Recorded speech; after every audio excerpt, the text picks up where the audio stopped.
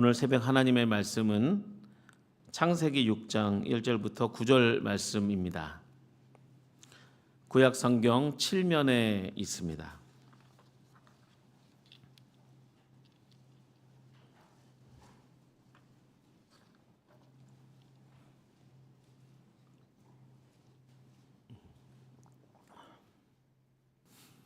다 찾으신지 알고 함께 교독하겠습니다. 사람이 땅 위에 번성하기 시작할 때에 그들에게 딸들이 나니 하나님의 아들들이 사람의 딸들의 아름다움을 보고 자기들이 좋아하는 모든 여자를 아내로 삼는지라. 여호와께서 이르시되 나의 영이 영원히 사람과 함께하지 아니하리니 이는 그들이 육신이 됨이라. 그러나 그들의 날은 120년이 되리라 하시니라.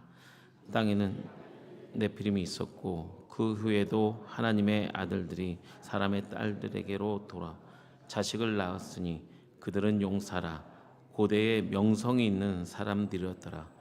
여호와께서 사람의 죄악을 세상에 가득함과 그의 마음으로 생각하는 모든 계획이 항상 악할 뿐임을 보시고 땅 위에 사람 지으셨음을 한탄하사 마음에 근심하시고 이르시되 내가 창조한 사람을 내가 지면에서 쓸어버리되 사람으로부터 가축과 기는 것과 공중의 새까지 그리하리니 이는 내가 그것들을 지었음을 한탄함이니라 하시니라.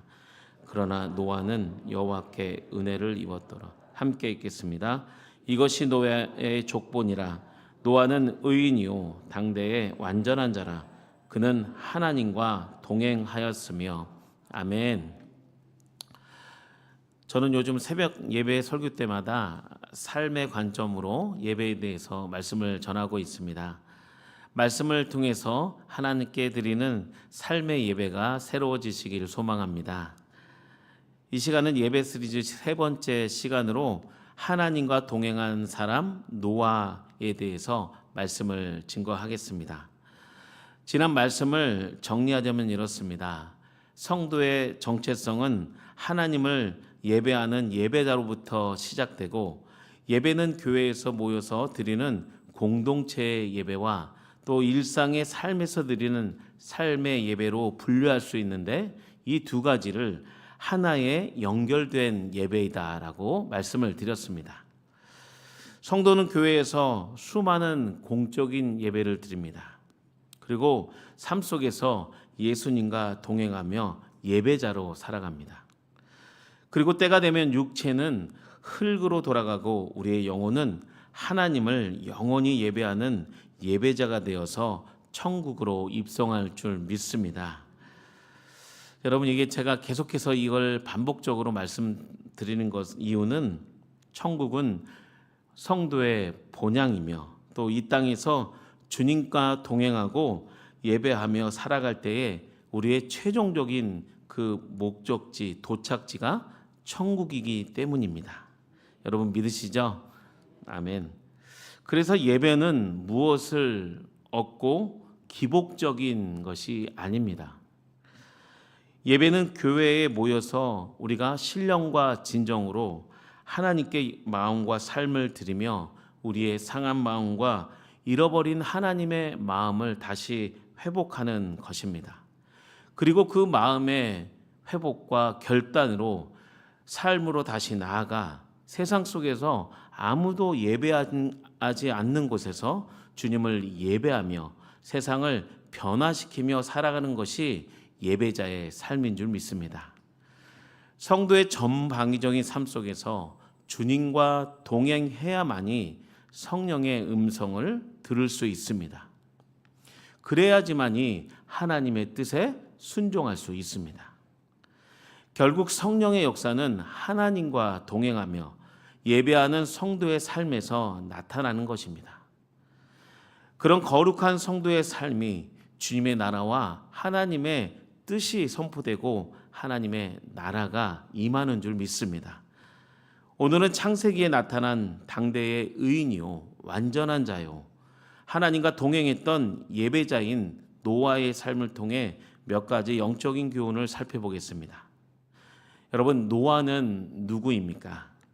우리 함께 창세기 6장 9절 말씀을 함께 읽겠습니다. 이것이 노아의 족본이라. 노아는 의인이요 당대의 완전한 자라. 하나님과 동행하였으며. 아멘. 9절 전반부에 이것이 노아의 족본이라 라고 기록되어져 있는데요. 노아는 홍수 이전에 아담의 계보로부터 시작하여 마지막 계보에 이름을 올린 하나님과 동행한 사람이었습니다. 그런데 아담의 계보를 자세히 보면 그 창세기 5장에 나타나 있는데요. 그 창세기 5장을 자세히 보면 굉장히 특이한 점이 있습니다. 그것은 창세기 5장에서 가인과 아벨의 이름이 빠진 것입니다. 가인과 아벨의 이름이 삭제되고 아담 다음에 셋이라고 기록되어져 있습니다. 창세기 5장 2절부터 3절까지입니다. 함께 읽겠습니다. 남자와 여자를 창조하셨고 그들이 창조되던 날에 하나님이 그들에게 복을 주시고 그들의 이름을 사람이라 일컬으셨더라. 아담은 130세에 자기의 모양 곧 자기의 형상과 같은 아들을 낳아 이름을 셋이라고 하였고. 아멘. 아담이 낳은 첫 번째 자녀는 여러분 잘 아시는 것처럼 가인과 아벨입니다. 그런데 왜 가인과 아벨은 삭제되어 있는 것일까요? 창세기 5장은 하나님을 예배하는 믿음의 후손들만 기록한 것입니다. 하나님은 죽은 아벨을 대신해서 셋의 이름을 기록하고 아담의 계보의 그 대를 이어가는 것입니다. 아무리 인간 문명이 번성하고 화려해 보여도 타락한 인간의 이름은 성경에 기록되지 못하는 것입니다. 비록 보잘것 없어 보이고 연약하여 혼자의 힘으로 살아갈 수 없는 존재이지만 하나님과 동행하며 또 하나님의 말씀에 순종하여 하나님의 뜻대로 살아간 노아만이 천국의 계보에 그 마지막에 이름을 올린 것입니다. 수의동교회 모든 성도님들이 또 성도님의 삶이 주님과 동행하시며 온전한 예배자로 천국의 그 계보에 우리의 이름이 다 기록된 줄 믿습니다. 노아는 타락한 인간들이 번성하는 시대에 살았습니다. 그 많은 사람 중에 하나님을 예배하는 사람은 노아와 그 노아의 가족뿐이었습니다. 1절부터 2절 말씀을 합독하겠습니다.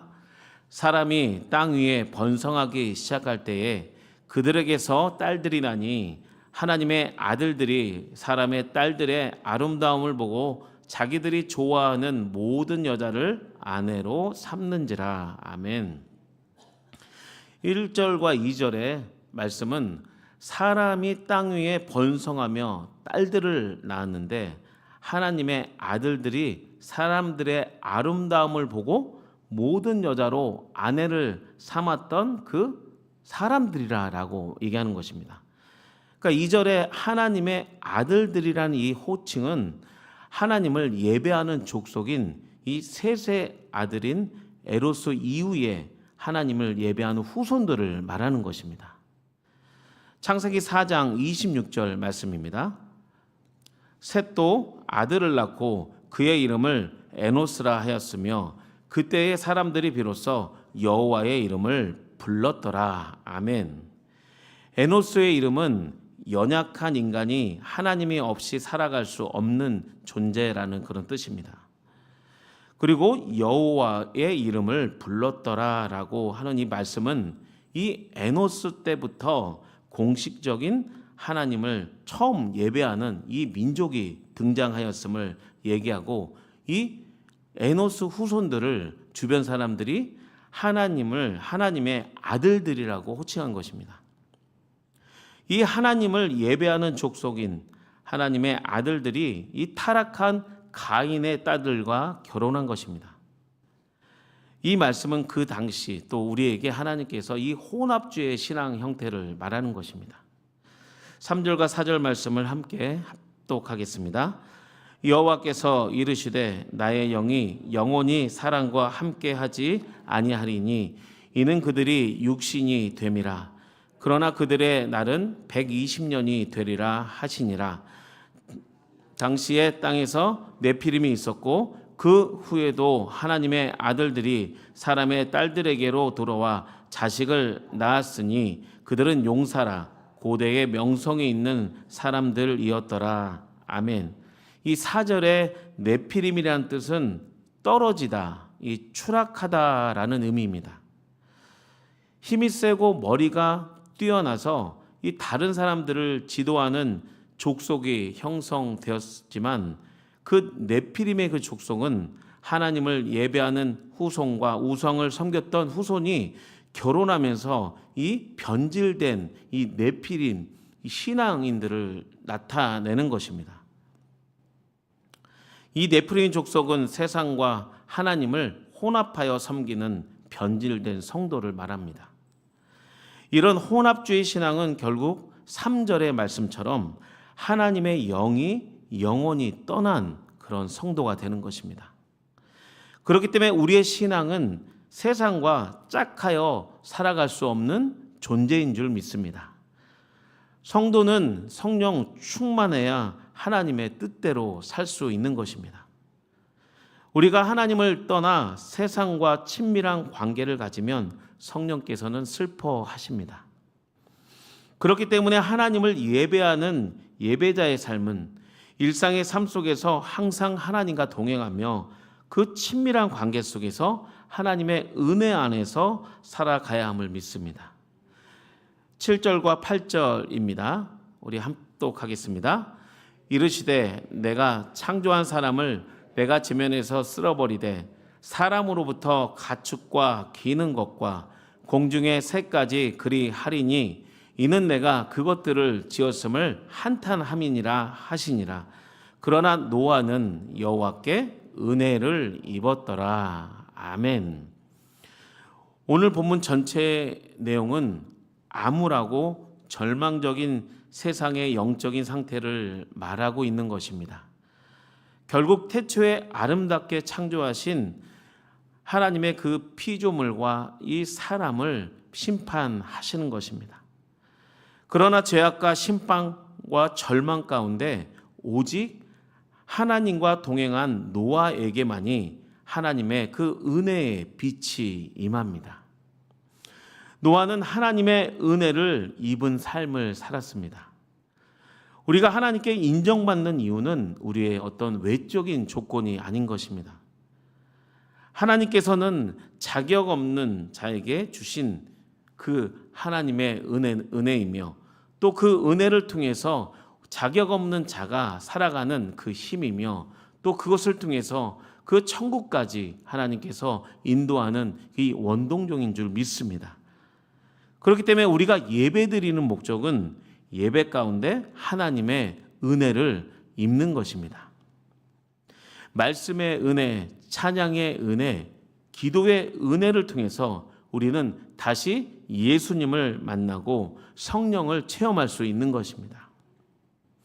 그렇기 때문에 우리가 모이는 이 공적인 예배를 통해서 또 우리가 우리의 심령의 변화를 받아서 그 변화된 삶을 결단하고 그 은혜를 통해서 다시 일상의 삶을 돌아가 주님과 삶을 살아가는 것이 예배자의 삶입니다.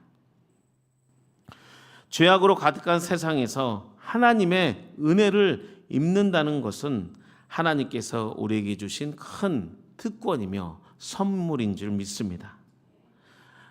마지막으로 9절의 노아는 의인이요 당대의 완전한 자라고 하면서 하나님과 동행한 자라고 말씀하시는 것입니다.